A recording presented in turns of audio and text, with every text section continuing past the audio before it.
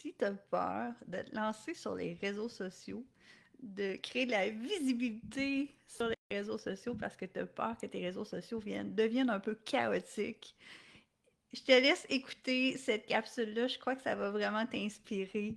Hier soir, j'ai pensé à vous, puis j'ai fait Oh my God, il faut absolument que je partage l'espèce de sentiment que j'ai eu. Bienvenue dans cette chronique Cash Flow, où est-ce que je vous apprends à déployer vos ailes pour être en mesure de faire rouler votre business à fond, avec passion, de façon authentique. Yeah! Donc, saison 4 de Love in the Spectrum, l'amour sur le spectre, qui traite de relations entre des gens qui sont sur le spectre de l'autisme. Euh, J'adore cette émission-là. Écrivez-moi en commentaire si vous l'avez déjà vu. Est-ce que c'est quelque chose que vous avez déjà écouté? C'est quelque chose que je trouve tellement rafraîchissant à écouter. Je trouve que ça fait du bien. C'est naturel, c'est léger, c'est authentique. C'est souvent sans filtre et c'est rempli de pépites. Hier, j'écoutais la quatrième saison qui vient de commencer. Et il y a une coach en communication qui va voir les participants qui sont en situation de handicap pour les aider à trouver le bon vocabulaire. Qu'est-ce qu'on peut dire lors d'une première rencontre? Qu'est-ce qu'on peut pas dire lors d'une première rencontre? Et la personne va les rencontrer pour leur donner des guides, pour les aider à mieux communiquer pour pouvoir avoir un succès de leur rencontre. Bien entendu, c'est des humains. Il n'y a rien de parfait dans ce qui va se passer. Et la coach se rend chez un jeune garçon, lui donne plein de conseils. Le jeune garçon est tellement excité, il est tellement emballé par ce projet-là. Puis en même temps, c'est vraiment intimidant pour lui. Elle lui donne plusieurs guides sur quoi dire, quoi pas dire. Et quand elle s'en va, il demande des commentaires à cette personne-là, à la coach en communication. Et elle dit le premier rendez-vous risque d'être chaotique. Et le premier rendez-vous est très chaotique. C'est malaisant à écouter. J'étais comme, oh mon Dieu, c'est que ça va. Ça nous baisse le cœur parce qu'il y a plein de silence, il y a plein de malaise, puis le système nerveux qui s'emballe. Puis le premier rendez-vous devient quelque chose d'un peu incongru et chaotique. Pourtant, là, je veux pas spoiler alerte personne, mais pourtant, le jeune garçon obtient un deuxième rendez-vous avec la jeune fille et un troisième rendez-vous avec la jeune fille, même si dès le départ, c'était totalement chaotique. Puis c'est ça que j'avais envie de vous dire, c'est que trop souvent, avec notre ego, avec notre fierté, on attend vraiment d'être parfait pour se lancer dans quelque chose, alors que la seule chose qu'on a besoin de faire, c'est se lancer, essayer, vivre, faire des gaffes. Est-ce que les réseaux sociaux de certains de mes clients parfois sont chaotiques? Yeah! Est-ce qu'il y a de ça quand même des clients? Oui, parce qu'on est dans l'action. Est-ce que mes réseaux sociaux parfois sont chaotiques? Yeah! Parce que je suis vraiment quelqu'un qui est authentique, je suis vraiment dans le moment présent. Et je pense que les gens me choisissent pour cette raison-là. Fait que je pense que c'est un peu comme en relation, tu sais, quand vous allez en mode de cruise pour rencontrer quelqu'un, hein, peut-être les célibataires vont se reconnaître.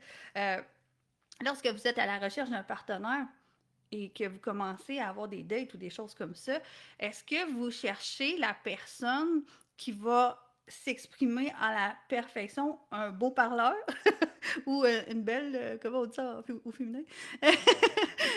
Une belle parleuse? Est-ce que vous cherchez la personne qui va s'exprimer de façon impeccable et parfaite?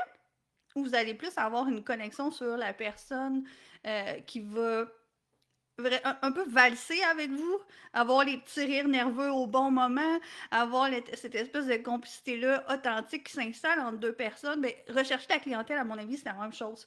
Si vos réseaux sociaux sont tellement lichés, puis vous allez chercher de la clientèle qui est aussi lichée, pas nichée, lichée, si vous allez chercher par vos réseaux sociaux, si vos réseaux sociaux ne vous représentent pas, puis vous allez chercher une espèce de clientèle qui cherche la perfection rigide, ben vous n'aurez pas de fun en travaillant. Vous n'aurez vraiment pas de fun.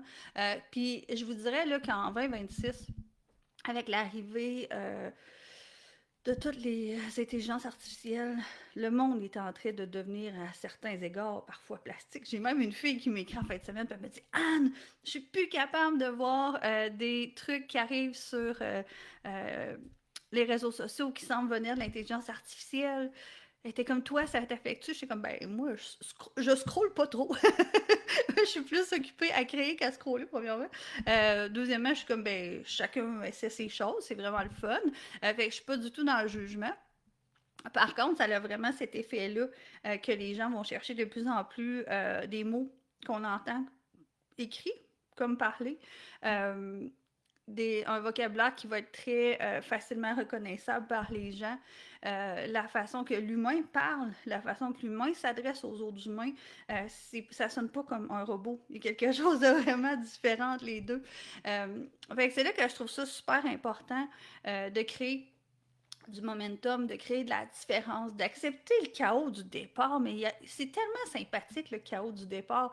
Des fois, c'est la phrase qui n'est pas alignée à bonne place dans le visuel, ou, tu sais, des fois, vous prenez la tête tellement à essayer de faire des choses parfaites, et ça devient très anxiogène. Puis lorsqu'on est dans l'anxiété, on n'a plus le goût de continuer, puis deux, on n'a surtout plus le goût d'y retourner non plus.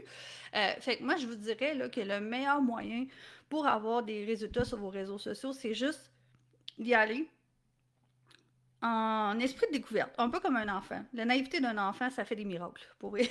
Ça fait des miracles. Laissons notre ego de côté.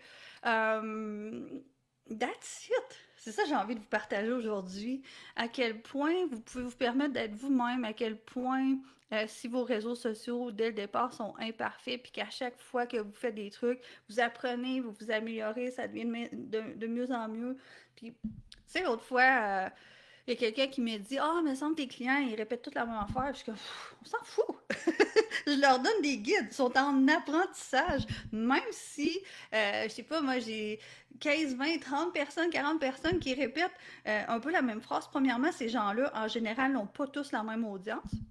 Et deuxièmement, ils sont en train de s'exercer, ils sont en train de réfléchir à comment créer un post ou des choses comme ça. Fait j'ai envie de te dire que si tu es dans le jugement, mettons, de ça, c'est probablement que toi-même, tu as de la misère à te lancer. Ça me donne cette impression-là. Fait que c'est vraiment intéressant de voir à quel point de justement... si on allait à l'école, là, mettons qu'on va à l'école primaire, puis on apprend l'alphabet, si chaque personne assise à son bureau, là, apprenait l'alphabet avec des lettres différentes, personne ne se comprendrait. C'est bien correct au départ d'avoir un moule qui peut être similaire. Puis en même temps, qui va permettre aux gens aussi de développer une certaine pensée, une certaine logistique derrière ça, parce que dans les calendriers de pause que j'enseigne, il y a vraiment une logistique de mécanique pour être en mesure de convertir le plus de clients possible. Fait que c'est ça que j'avais envie de vous dire aujourd'hui. Lâchez-vous lousse, posez-vous pas de questions. J'ai partagé quelque chose l'autre fois où est-ce que plein de gros joueurs à l'international avaient mentionné quelque chose. Et c'est tellement vrai. Les gens qui font meilleur que vous vont jamais vous critiquer, sont trop occupés. Les gens qui sont en train de réussir vont jamais vous critiquer parce qu'ils sont trop occupés à réussir. Fait que souvent, le malaise des gens va venir des gens qui oseraient même pas eux-mêmes se lancer, puis qui se jugent eux-mêmes. Fait que faites attention à ça aussi. Des fois, vous allez recevoir le jugement de quelqu'un comme si c'était un frein, alors que c'est juste une perception de cette personne-là avec ses propres malaises à elle. Fait que that's it. Est-ce qu'on pourrait conclure sur ça en disant, est-ce que l'amour sur le spectre, qui est une émission que j'adore, ne devrait pas avoir lieu parce que tout ce qui se fait là-dedans, c'est un peu brouillon, naturel, authentique. Fudge, non! On la veut, cette émission-là, puis on veut la dévorer. Fait acceptez donc de tomber en amour avec votre imperfection, puis acceptez de comprendre que c'est réellement ça qui va vous permettre de déployer vos ailes. Donc, je ne sais pas si cette vidéo-là va faire du sens pour vous, mais pour moi, ça fait énormément de sens de vraiment enlever une bûche, puis d'arrêter de se mettre de la pression pour être en présence, être capable de faire des posts, être capable de faire des vidéos live, peu importe. C'est dès qu'on est dans le mouvement, dès qu'on est dans l'action, il y a quelque chose qui se passe. Il y a une réaction qui arrive à l'autre bout, puis souvent, ben, c'est des nouveaux clients. Bye!